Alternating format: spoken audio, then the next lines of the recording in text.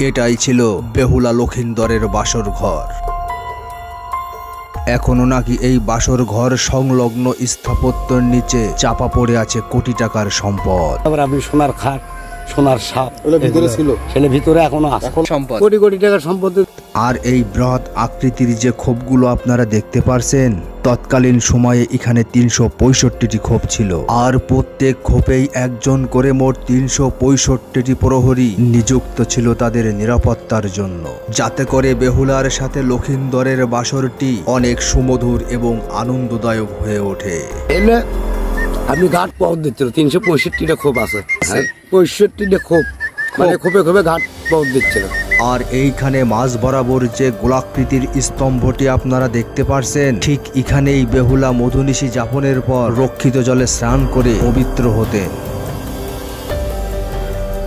Discovery বাংলায় আপনি বেহুলা লক্ষিন্দরের বাসর নিয়ে এমন কিছু দেখতে চলেছেন যেটা আপনার চোখ দেখেনি আগে।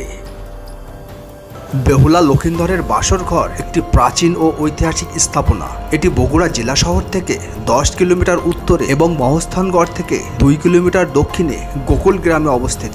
স্থায়ীভাবে এটি বেহুলার বাসর ঘর নামে পরিচিত। চাঁদ সওদাগরের পুত্র লক্ষিন্দর ও তার ব্যবসায়িক সতীর্থ শাহর কন্যা বেহুলার জন্ম হয় সমসাময়িক কালে। দুটি শিশুই একসাথে বেড়ে ওঠে এবং একে অপরের জন্য বিবাহের উপযুক্ত বলে গণ্য করা হয়। লক্ষিন্দরের পিতা চন্দ্রবণিক বা চাঁদ সওদাগর ছিলেন হিন্দু দেবতা শিবের একনিষ্ঠ পূজারী, তাই তিনি অন্য কোনো দেবতার আরাধনা করতেন না। অপরদিকে শিবের কন্যা মনসা ছিলেন সর্পদেবী, কিন্তু তিনি কোথাও পূজিতা হতেন না বা তাকে কেউ পূজা করতেন না। তাই তার পিতা শিব তাকে বলেন, যদি কোনো ভক্তিয়মান শিবের উপাসক প্রথম মনসার পূজা শুরু করে তাহলেই তার পূজার প্রচলন সম্ভব।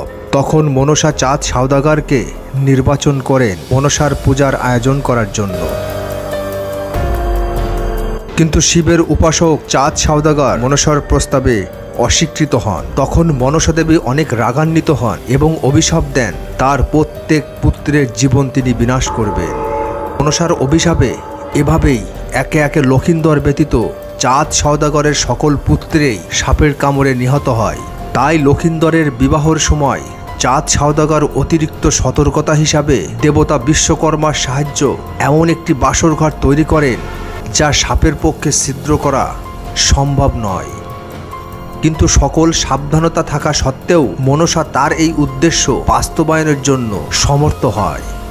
তার পাঠানো একটি সাপ লক্ষিন্দরকে হত্যা করে। প্রচলিত প্রথা অনুসারে যারা সাপের দংশনে নিহত হতো তাদেরকে প্রচলিত পদ্ধতিতে দাহ না করে মৃতদেহ ভেলাই করে নদীতে ভাসিয়ে দেওয়া হতো। বেহুলা সবার বাধা আগ্রহ করে তার মৃত স্বামীর সাথে ভেলায় চড়ে বসলেন। তারা 6 মাস ধরে যাত্রা করে গ্রামের পর গ্রাম পাড়ি দিতে থাকে। এই অবস্থায় লক্ষিন্দরের মৃতদেহ পচে যেতে শুরু করলো। গ্রামবাসীরা তাকে মানসিক ভারসাম্যহীন বলে মনে করতে লাগলো।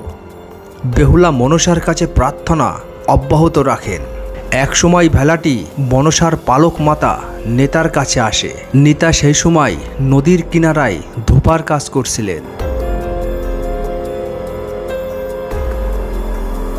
তিনি মনসার কাছে বেহুলার নিরবিচ্ছিন্ন প্রার্থনা দেখে বেহুলাকে তার কাছে নিয়ে যাওয়ার সিদ্ধান্ত নেয়। নেতা তার ঐশ্বরিক ক্ষমতা বলে চোখের পলকে বেহুলা ও তার মৃত লক্ষিন্দরকে স্বর্গে পৌঁছে দেন। মনসা বলেন, তুমি তাকে বা লক্ষিন্দরকে ফিরে পাওয়ার যোগ্য, কিন্তু এটি কেবল সম্ভব হবে যদি তুমি তোমার শ্বশুরকে বা চাঁদ সওদাগরকে আমার পূজারি করতে পারো। সে সময় বেহুলা উত্তর দিল, আমি পারবো। লক্ষিন্দরের গায়ে ক্ষয়ে যাওয়া মাংস আবার পুনরায় ফিরে আসতে শুরু করলো। একটু পরেই লক্ষিন্দর চোখ মেলে তাকায়। তাদের পথ প্রদর্শক নেতাকে নিয়ে তারা পৃথিবীতে ফিরে আসেন। বেহুলা তার শাশুড়ির সহযোগিতায় চাঁদ সওদাগরকে মনসার উপাসনা করতে সম্মত করে। গান করে না, জানলা দরজা কিছু নেই, তোমায় দেখতে নেই ভাই, সেই জায়গায় মনে হয়